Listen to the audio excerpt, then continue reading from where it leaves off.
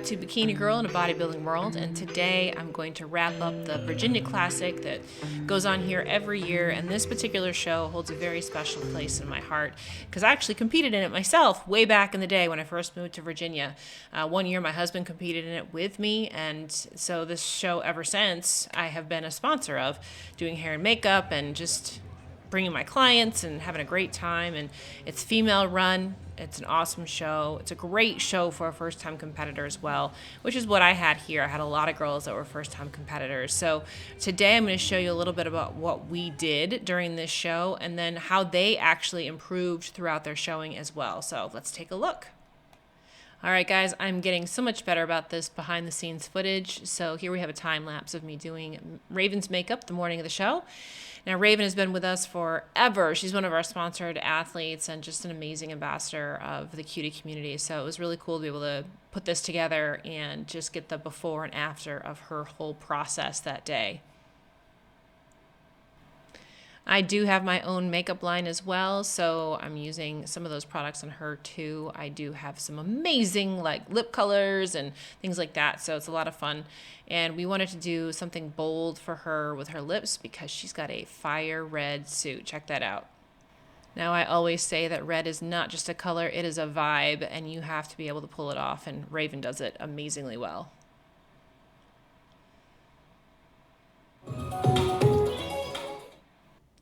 Now I wanted to show you guys some of the looks. This is Jamie. She's a first-time competitor, and I did do her makeup for this show. So backstage, on stage, and then her stage photos here. That was kind of cool to see that comparison there. And next up, we have Taylor. So Taylor was also a makeup client, but I did her hair as well. Also worked with her on her posing and on her suit. So here she is backstage, all done up with her hair and makeup. And next we're going to see her on stage performing. This is her first time ever on stage. She did a phenomenal job, and just that confidence and everything of a first-time competitor. This is fantastic. So I wanted to give her a huge shout out here. She did a great job.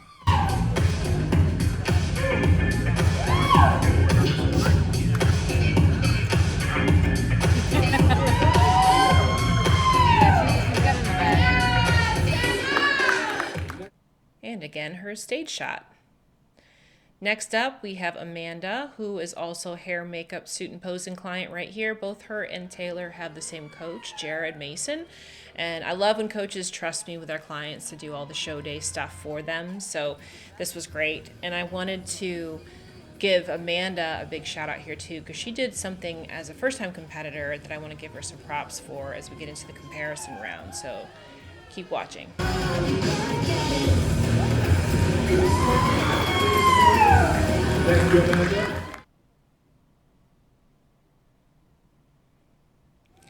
So as we got into comparison, she was doing pretty well, and then, you know, as they started moving some people around, she got moved out, and as she's standing there on the outside, I want you to notice her angle. She was not turned in towards the head judge, so she was showing the head judge a pretty wide waistline right there. I'm off to the right-hand side of the head judge, so you can see what the angle looks like there. Now, after this class, I texted her coach and said, hey, tell her to turn in. But the next time she came on stage, I also yelled at her.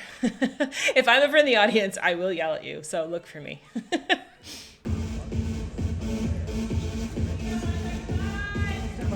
Now let's get over to her next class where she made those adjustments. 135 and 137 switch. Okay, so here's her following class, and as you can see, she's getting moved in, and she has angled herself in. Look at her waistline. Look at her hip bone. She's pushing in towards the head judge, which is making her waistline look smaller. So again, that's a better, more flattering angle. She fixed the issue she had from that first class. So this is one of the reasons why I tell all of my ladies, if you have the opportunity to do multiple classes at a show, do it. Because you can fix things. Every class is a new opportunity to do better, to come out and perform better, to fix little minor errors. As a first-time competitor, you're gonna make mistakes, but you have the opportunity to change them and fix them the next time you come out. Looking great. So this next part of this class, I wanted to explain what's happening. Right now, you've got the blonde in the middle there, right? So she's most likely going to be your first place position in this class. And then you have two girls on either side of her. They're doing the walk to the back. They're really working this class. And the main reason why is they were trying to determine who was going to be that top three and what order they were going to be in. Walk back.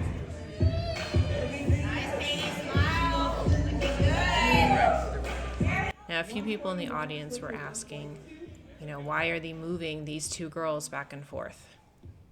What they're doing right now is they are trying to determine who's going to be second, who's going to be third.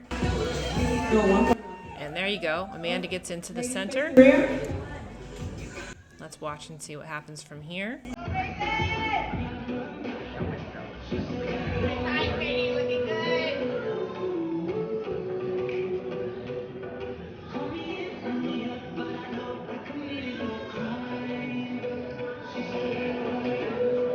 They're really having a hard time determining who's going to be the top three in this class. And who's going to be number 4.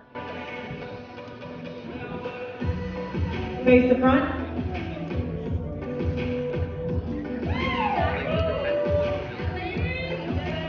142 and 141. Switch. All right, they're switching them again. This is tough, you guys. Now, it's pretty clear that the blonde in the center is going to be first place. But we don't know how the top 4 really are going to fall here.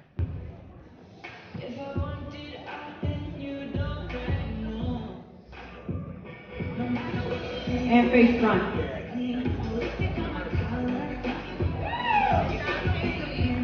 142 and 141. Switch back. And they're switching again. 42 switch with 135. Right. Every time that they turn around, that is an opportunity to do better or to find a mistake and a flaw.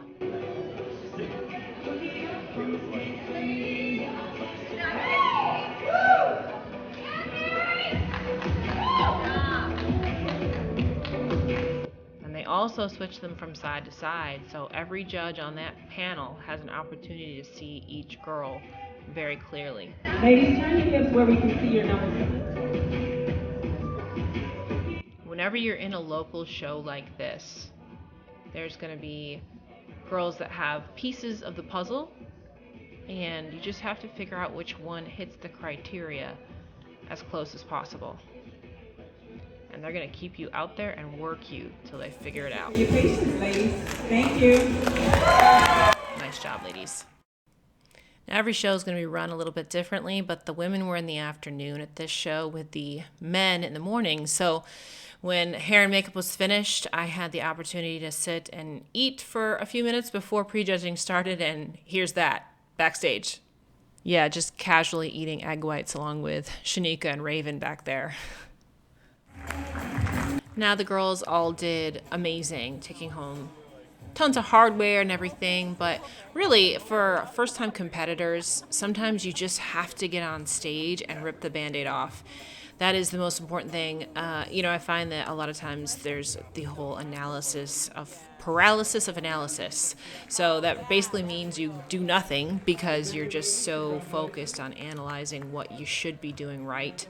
And just can't make any moves. So the fact these girls got up there and did it, that's better than 99.9% of our population, and coming back, getting better, improving, that's always the name of the game. So as long as you're getting better each time, you're doing it right. So I was super proud of these girls, every one of them. They did a phenomenal job, and I'm really looking forward to seeing what they do next.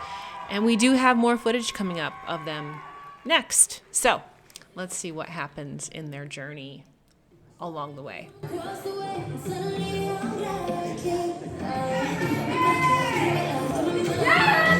And that's going to do it for Bikini Girl in a Bodybuilding World. This episode is a wrap, but we have a preview of what's to come next time. I was able to do something very fun, very special last week, and I have some behind-the-scenes stuff for you. But first, we got to see it come up on NPC News Online. So stay tuned. Can't wait to share it with you all. You do not want to miss this next episode, so please like, comment, and subscribe, and we'll see you back here next time.